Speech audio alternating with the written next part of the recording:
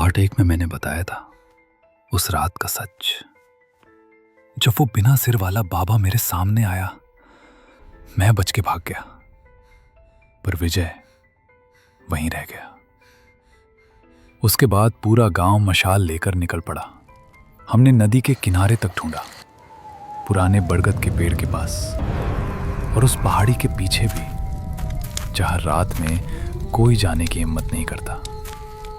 मैंने मां से पूछा, ये बाबा कौन था? मां ने बस इतना कहा, अजय, वो बाबा मरता नहीं है। हर कुछ सालों बाद वो किसी एक को चुनता है और फिर उसे ले जाता है। पापा ने धीरे से कहा, पहाड़ी के पीछे से कोई जिंदा वापस नहीं आता। जब हम पहाड़ी के पीछे पहुंचे, मशाल की रोशनी जैसे ही पड़ी, सबके चेहरों का रंग उड़ गया।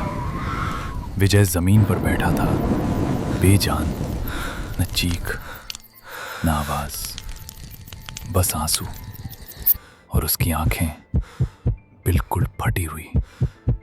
और उसके सामने वो बाबा बैठा था, अपना सिर अपनी ही गोद में रखे। उसके होंठ हिल रहे थे, जैसे वो अभी भी कुछ कह रहा हो।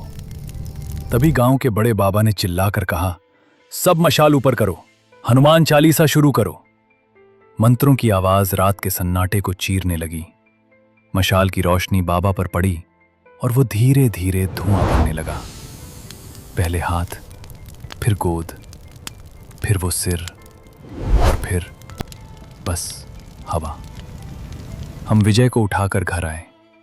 उसने मुझे पकड़कर रोया और बस रोता रहा, पर उसकी आवाज अभी भी नहीं निकल रही थी। मां ने उसके गले में ताबीज बांध दिया ताकि वो छाया उसका पीछा छोड़ दे। सबको लगा सब खत्म हो गया, पर रात को जब सब सो गए, मैं अकेला दरवाजे के पास बैठा था। घर के अंदर बस एक लालटेन जल रही थी। तभी किसी ने बाहर से दरवाजे पर हल्की दस्तक दी। एक आवाज आई, मैं हूं बेटा। और फिर, अजय बेटा, गेट खोलो। पर दरवाजे के बाहर कोई था ही नहीं। गलती बस इतनी थी कि हम विजय को ले आए। बाकी सब अब भी बाहर ही है।